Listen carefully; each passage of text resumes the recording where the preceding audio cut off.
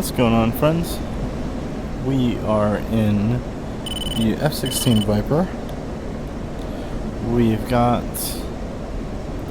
this server coming to a bit of a close. We're making some adjustments here in terms of just RWR and sounds for the cockpit here, but this server is getting dark and it will become nighttime soon. We've gone ahead and requested night vision goggles to be added instead of the regular daytime helmet mounted queuing system. So that's why when I look around you don't see anything else. It's because the helmet mounted queuing system is not installed. While we wait for it to darken up here, we are going to go show you guys how to air-to-air refuel in the F-16. So first things first, we're going to want to climb because we know that our tanker is going to be up high. But if we didn't know where our tanker is, the first thing we're going to do is find out the radio frequency for that tanker. In the Growling Sidewinder server, you can go to the briefing, and then you could go over here, find which one it is for you. So for the F-16, you're going to look for KC-135s, which have the booms. So Shell 11, which is 265 megahertz and 125 X-ray. So we already preloaded that 265 in, and next thing we're going to do is do the 125 X-ray. So we're going to dauber down. Now we have TAC and receive. We're going to go 1, 2, 5, enter. And we're going to go sequence to transmit receive. And that should take us to this tanker. Next we're going to go select the mode on the compass here. So there we go, TACAN. And this blue line here up here is where that the direction of our TACAN beacon. So as you can see, it's pointing in this general direction. There is an aircraft over there. We're going to assume that that's him. Next thing, we're going to start getting in contact with them. We're going to hit right control backslash. That'll pull up this menu. We'll go F6 tanker, and we go Shell 11, 265 megahertz, intent to refuel. In field 1-1, request rejoin. And if you're on the same frequency as you should be, you'll get a response. Proceed to pre-contact at 24,000 at 270. So they're at roughly 24,000 feet and 270 knots. And as you can see, that blue line is changing, and we know for sure that's him now. So let's start prepping this plane for air-to-air refuel. First thing I like to do is go back and then find my bingo page. Right, so you'll see bingo has 3,000 pounds, and it also gives you the total fuel on board.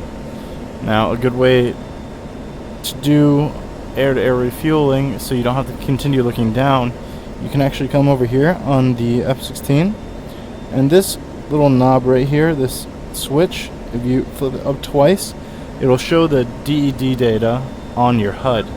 So as you can see, it says bingo, set, and then the total amount of fuel.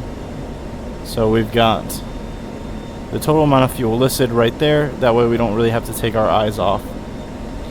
So we can see our fuel state. Next thing we're going to do, we know where they are. We're going to go quiet. You don't have to do this in DCS, but obviously it's more realistic. You don't want to fry the guys on the plane with your radar. We're getting ready. Alright, we're going to make sure our air-to-air refueling light is on. Aerial refueling set to bright. We're good there. And then once we get close, this is where the aerial refuel switch open close is. So we'll continue to get close here.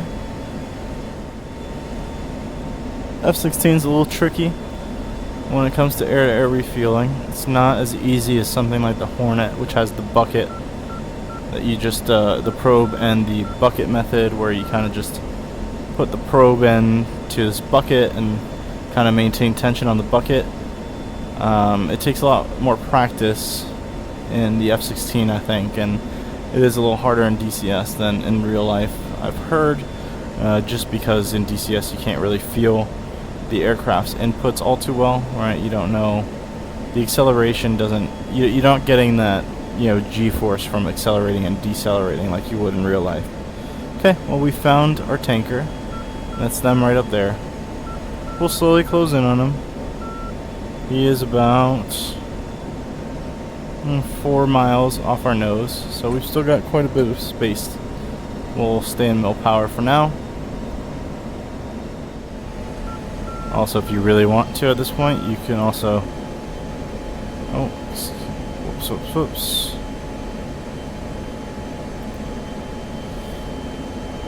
You can turn off the ILS by just hitting 1, and then go back to bingo. Okay, so there we are. We're pretty close now. They will recognize our presence pretty shortly here.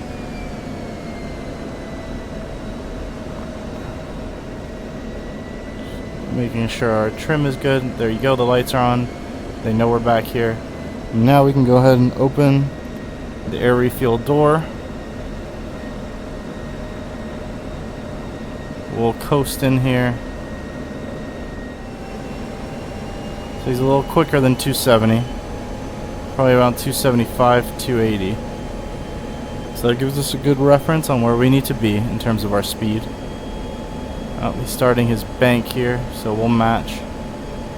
So we'll make this a little trickier. This is looking good. We'll continue our approach here. We'll get a little closer. And once we're pretty much within grasping range, right here is good, we'll say ready pre-contact.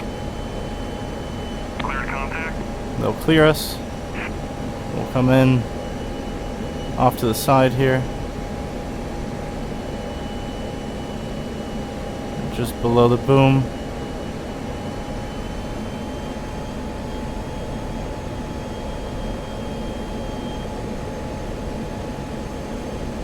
And we'll look at the lights.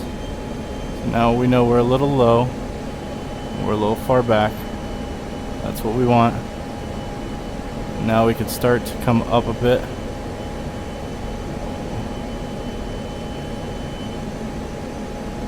Good there. We should get contact any second now.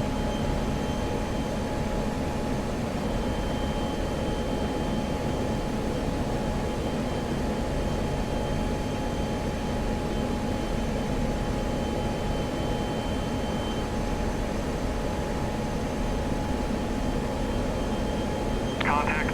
There we go. And we'll just hold this position right here. Now we're getting a little quick. A little far forward, that's fine.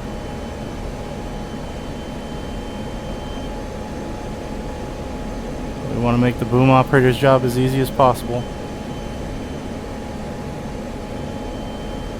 Now we're falling back, so we don't want to fall back too far. There we go. 13,300 pounds now. Return pre-contact. Oh, we lost it a bit. That's fine. Right here will be good. Contact. You're taking fuel.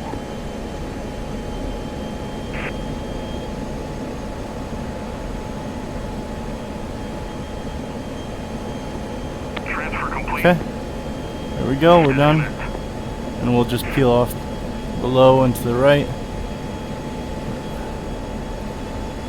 Go mill power. Close the air fuel door, level off, come up in front of them,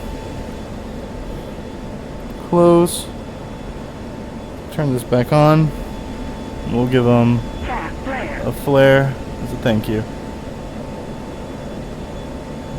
And then we could come back here, hit return, set that back down, and we're good.